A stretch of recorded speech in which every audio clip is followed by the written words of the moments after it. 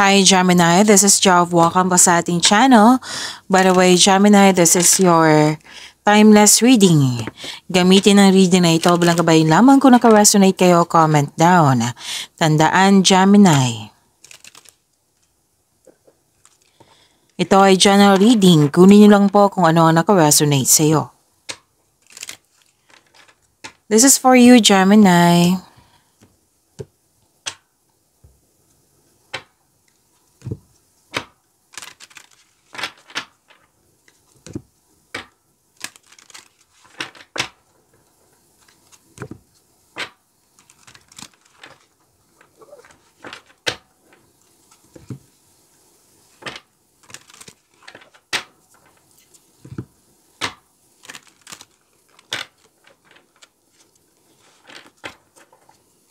Para po ito sa iyo, Gemini.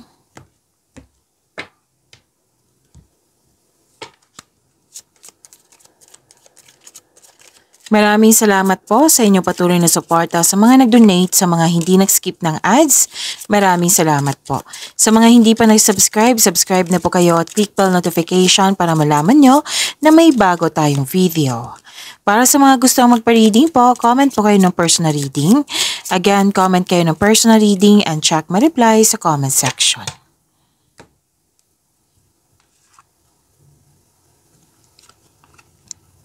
Ay, wow. Nakatanggap kayo ng regalo, pwedeng tulong, pwedeng ikaw nagbigay, pwedeng kayo ang nakatanggap. At nakita ko dito na may recognition, pwedeng nagbigay ng compliment sa iyo, awards, fame, at abundance and love is blooming. Yes, abundance and love is blooming and kitang-kita ko yung happiness mo dito. And pwedeng din na may humahanga sa'yo, you felt flattered, di ba? Recognition. And pwede din may nagbigay ng bouquet of flowers sa'yo. At nirelease mo yung negativity, pinalitan mo ng positivity. Kasi this is recovery eh. This is healing. It might be nung nakaraan, kung kailan nyo ito napanood ha, it might be nung nakaraan, na-stress kayo or mabigat yung pakiramdam nyo. Oo. At ngayon, nakita ko dito, nag-decide ka, you're willing to move forward. Gumagawa ka ng paraan para ma-release itong negativity na ito at pinalitan mo ng positivity. Like, negative thoughts. Na pinalitan mo ng positive thoughts.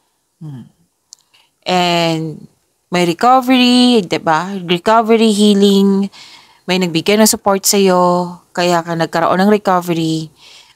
Sinuko mo lahat kay God, yung worries mo, kung ano man yung mga concern mo, tapos nagkaroon ng spiritual growth and personal development.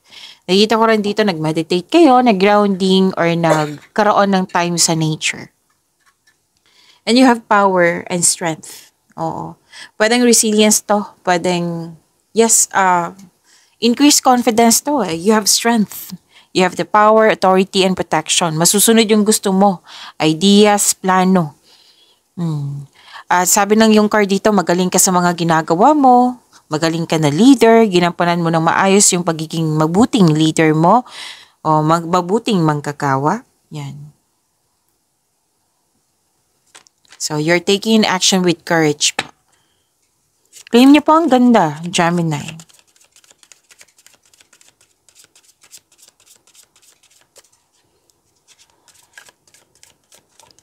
Energy ni Gemini.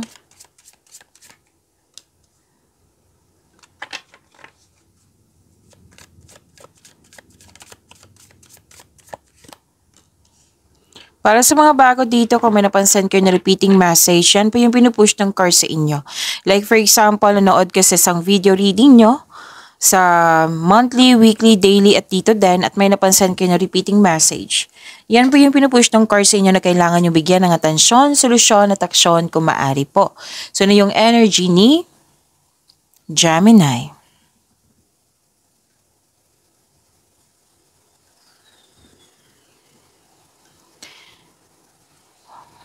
Oh, ito yung sinabi kanina, lumabas dito sa tarot card nyo na pwedeng mabigat yung pakiramdam mo. nangyari na to ha. Pwedeng ngayon, pwedeng nangyari to sa nakaraan, pero most likely nangyari to sa nakaraan. Pwedeng yung nangyaring overthinking or anxiety or stress. Opo. Na pwedeng may naalala ka or pinaalala sa'yo. Oo. At ano to loss of connection, loss of things, or loss of opportunity. Pwede. Na most likely naalala mo na nangyari nito sa nakaraan. Tapos ngayon, nakikita ko dito na nag-move forward ka. Yung sinabi din dito po, natandaan nyo, yung recovery. Nag-move forward ka, this is a hope sign. Kumbaga, tinulungan mo yung sarili mo, di ba? Pinalitan mo yung negativity into positivity. Nagkaroon ng healing, nagkaroon ng growth, which is sinabi ko kanina, di ba, na may personal development and spiritual growth. Naalala nyo? Yan din yung lumabas dito sa tarot card nyo. Kumbaga, may challenges, pero pinaprocess mo yung emotion mo dito. Kasi, like for example, malungkot ka, so pinaprocess mo. Kung kailangan iiyak, then go ahead. Kasi it relieves stress, ease pain, and cleanses our soul. At nang dahil sa hope and healing na ito, magkakaroon po siya ng new direction.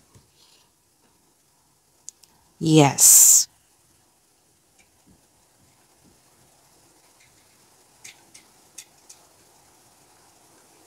Nakita ko rin dito na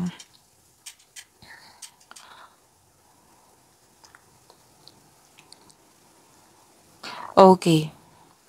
Nagpuput ka ng boundaries. Pwedeng sa mga nangyari, nagpuput ka ng boundaries, may natutunan ka sa mga nangyari. Guarded ka, pero concerned ka pa rin sa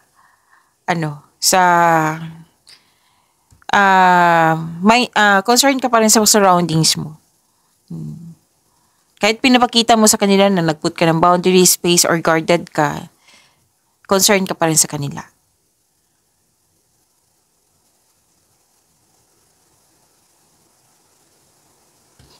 Mukhang may bibigyan kang dito, panahon. Kasi aminado ka na kulang ka sa time. Na hindi balanse yung time. Na pwedeng nag-ask kayo ng time or aminado kayong wala kayong sapat na time na binigay. Pwedeng sa sarili, sa kapwa, sa person, sa family.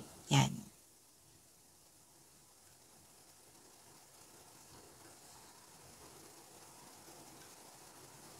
So, sinabi din dito, lumabas po.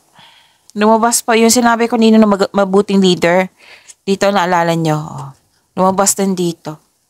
Na nakikita ng mga tao na magaling ka sa mga ginagawa mo, magaling ka na leader, maraming humahanga sa'yo, ka-receive ka ng compliment, which is lumabas talaga, diba? Nag-clarify dito sa tarot cards nyo. Ngayon, nakikita ko dito na stable ka na sa napili mong career, financial stability.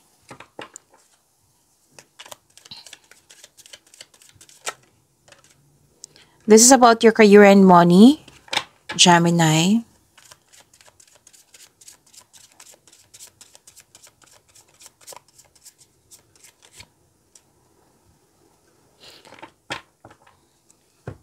Nasunod yung gusto mo, desisyon, ideas, or plano, kampante ka sa sitwasyon mo ngayon. Maaari din tinutulungan ka ng boss or amo mo or isang tao na malaki ang kanyang influence. Pwedeng material na bagay, pwedeng support, pwedeng ideas. Yan. Pero nakita ko dito Gemini, kampante ka na kasi may success Mahigit pa to sa success, this is victory. Nang dahil sa victory na ito, mas lumawak yung ambisyon mo sa buhay. So, ang ganda, claim nyo po. Gumagawa ka din ng rules dito, pwedeng naging stricto ka na. Like for example, example natin, yung time management. Naging stricto ka na. Dapat 5 p.m. matapos ko na yung mga gawain ko. Example lang po yan. Basta nag-build ka ng own rules dito.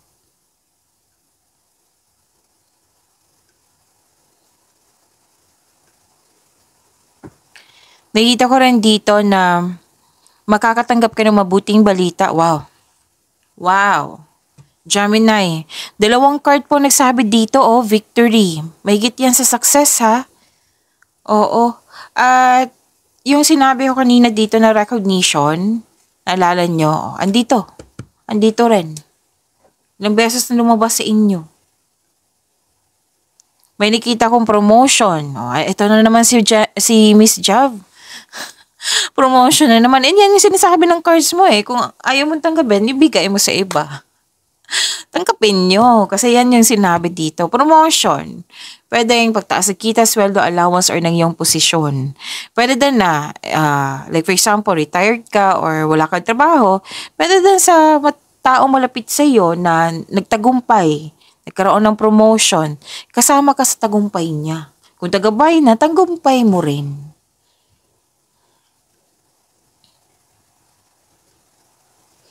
Pero may nakita talaga ako ditong promotion ng dahil sa kasipagan po. Deserve nito ha. May financial growth na nangyari. At I consider this as harvest eh. Kasi your discipline and hard work are paying off. So enjoy nyo po yung success nyo. Nagsumikap ka, deserve mo itong tagumpay na ito. So allow yourself to shine in this moment. Actually, feeling proud ka sa mga accomplishment nyo, sa mga natapos nyo. Pwedeng, ang natuwa ko eh, kasi ni-acknowledge mo yung mga bigay ng Panginoon. O, bigay ni God sa inyo. In-acknowledge mo yung success, o yung blessings na binigay ni God sa iyo. Recognition mo, makakatanggap ka ng papuri from other people. Opo. At dalawang card na po mismo nagsabi dito na makakatanggap ka ng mabuting balita po or may bagay na matutupad. Diba? Ang ganda. Claim niyo po. Actually, itong dalawang card na ito, leader, magaling talaga kayo sa mga ginagawa niyo. Magaling kayo na leader. It might be, may leadership role na in-offer sa iyo kasi may sinabi ako kanina na promotion. Claim niyo, ang ganda.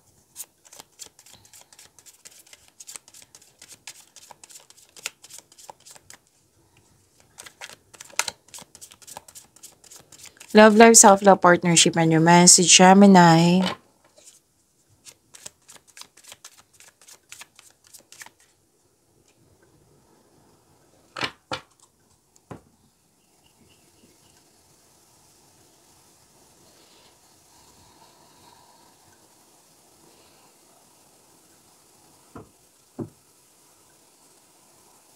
Abundant to eh. Abundant in life. Sa mga marelasyon dyan sa buhay mag-asawa, maalaga kayo, maasahan kayo. O, andito na naman yung nag-ask ng time. Pwedeng may nag-ask ng time sa iyo, Gemini. Or kayo po ang nag-ask ng time. Yan. Tapos, sa mga marelasyon dito sa buhay mag-asawa, magtiwala kayo na magbuo kayo ng lasting partnership. Pwede din may nanganak dito, nag-aalaga ng baby. At may nagpasya dito, para itong lumalabas sa inyo, Gemini, pansin nyo, na mag-start ng family. Pwede yung gusto nang mabuntis. Fertility to ha, kung gusto nyo then go ahead. Kung ayaw nyo then, use protection. Lahat naman tayo dito, adult, huwag kayong mag-alala. Kung gusto nyo ha, kung gusto nyo po.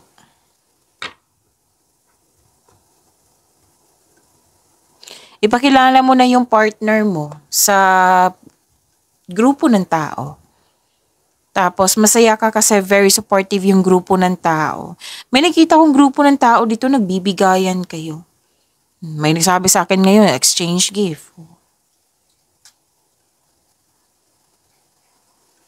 Kung single ka, may mamimit kang tao na ma-open up mo yung past mo sa isang tao. Pwedeng ka-date mo to or matalik mong kaibigan.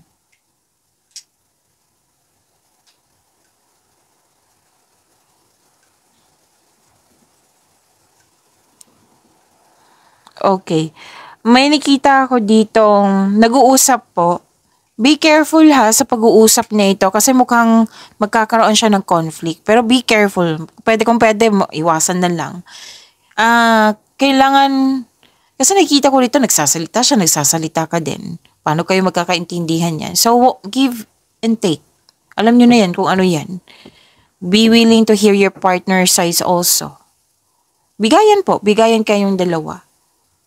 Tapos, huwag kayong mag-alala kasi ma-overcome nyo naman to. Pero, yun nga, kung, let's say, lumabas sa cards ko ngayon kay Miss Jav na mag-uusap pero may conflict. So, at least alam mo na kailangan magkaroon ng adjustment para hindi to mangyari tong conflict na ito kung pwede po. So, mga single dyan, huwag kayong matakot sa difficulties in love. Deserve nyo din mahalin. Opo. Pag-imanin niyo po yung blessings na binigay sa inyo, Gemini. See you tomorrow. Maraming salamat po.